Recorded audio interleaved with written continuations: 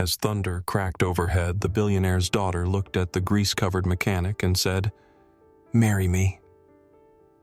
He thought she was joking until she reached for the ring, but what happened next will shock even those who thought they'd seen everything.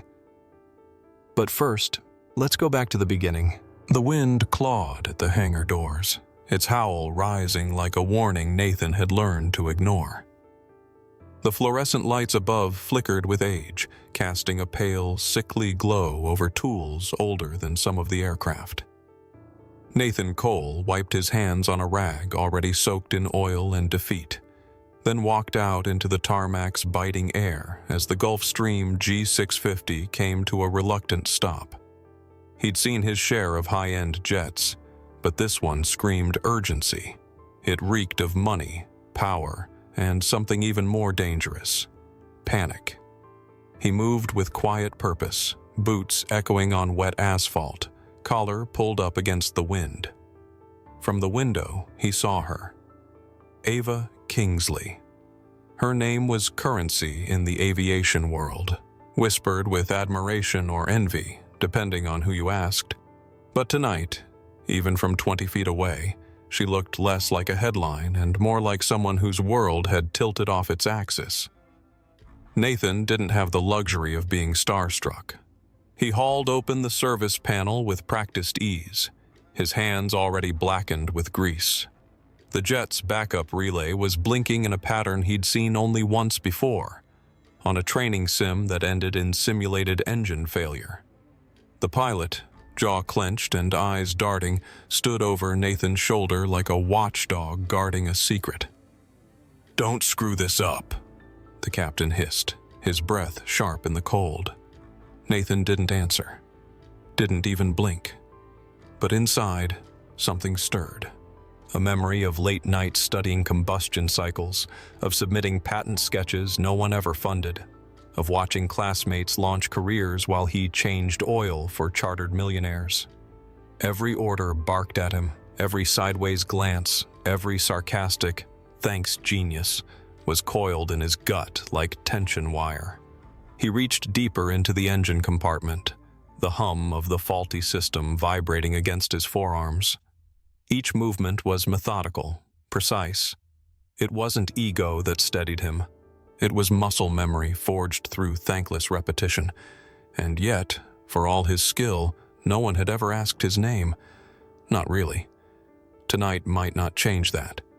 But something inside him, something worn thin by years of being overlooked, was about to push back.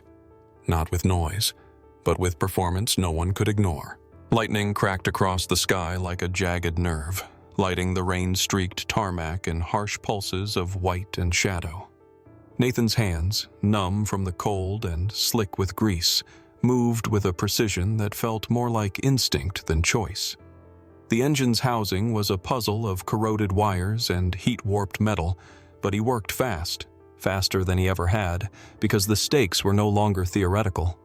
Ava Kingsley, billionaire heiress and poster child of control, stood 5 feet behind him in heels wholly unsuited for a night like this.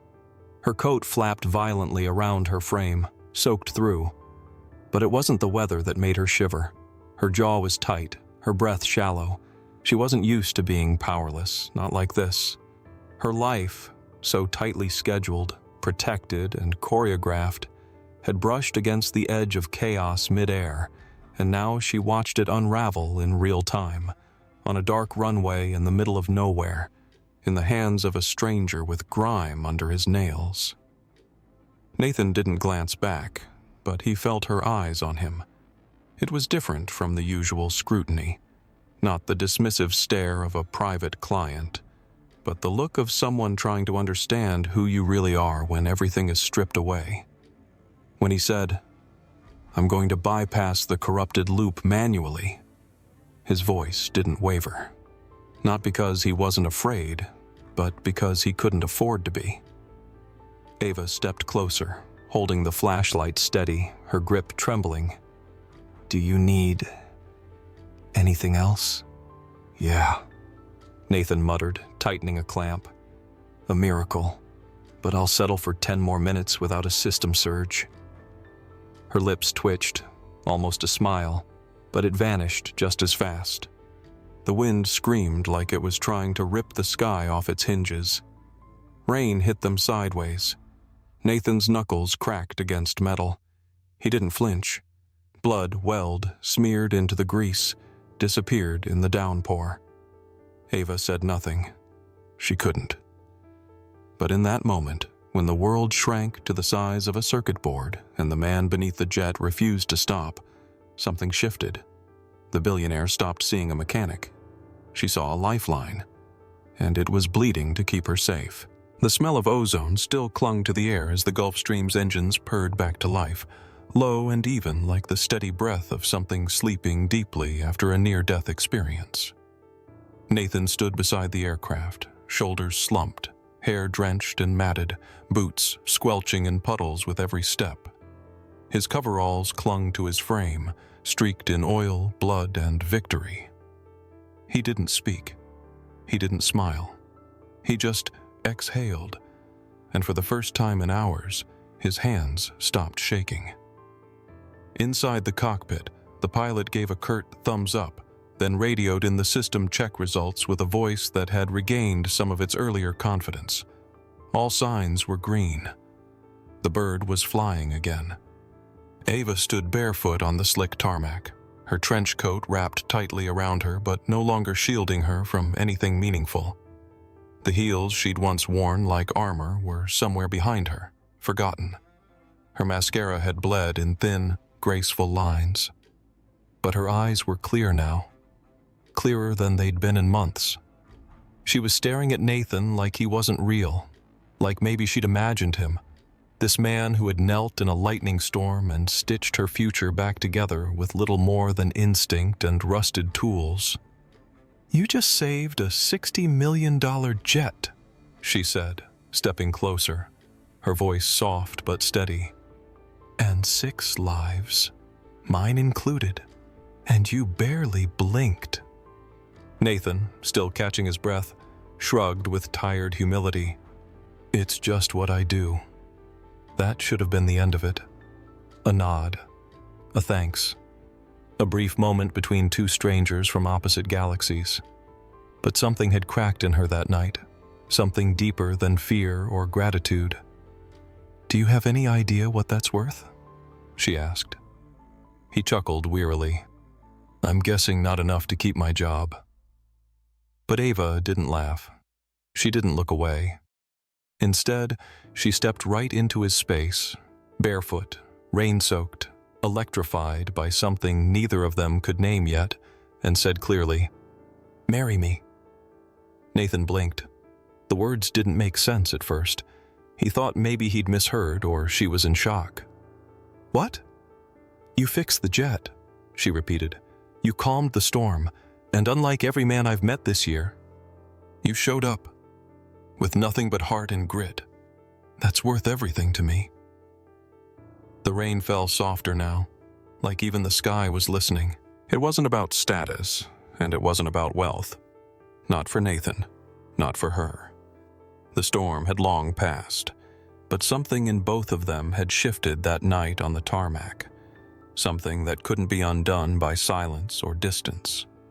Ava didn't arrive with an entourage when she returned a week later. No limousine, no assistant frantically typing into a tablet beside her. No publicist scanning for photo ops. Just her, standing in the doorway of the hangar with her coat unbuttoned, wind catching her hair, and a quiet look that said she wasn't here for business. Nathan was on his back beneath a Piper turboprop, hands black with grease, face half hidden in shadow. He didn't hear her footsteps at first, but when he slid out from under the wing, she was there, watching. Same coveralls, same boots, same grit beneath his fingernails. Only now, she saw more. She didn't waste time with pleasantries. She handed him a folder. Inside, an offer letter from Kingsley Global. Lead aviation engineer, 6-figure salary, relocation package. A blank hiring sheet with one instruction. Build your own team. Nathan stared at the paper like it might vanish. Why me? Her answer was quiet, Because you didn't wait for someone to believe in you.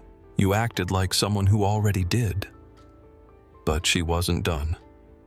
From her coat pocket, Ava pulled out a small, understated ring, platinum band, no flash, just elegance. She didn't kneel. She didn't recite poetry. She simply held it between them and asked, "Is now a better time?" Nathan didn't speak right away. He looked at the ring, then at her. There were no cameras, no boardrooms, no scripted moments. Just the woman who saw past the oil stains and the scars, and the man who had finally started to see himself through her eyes. He said yes. Not because it was a dream come true, but because this time, the dream looked back and saw him. From hangar to heart, it had never been about rescue. It was about recognition.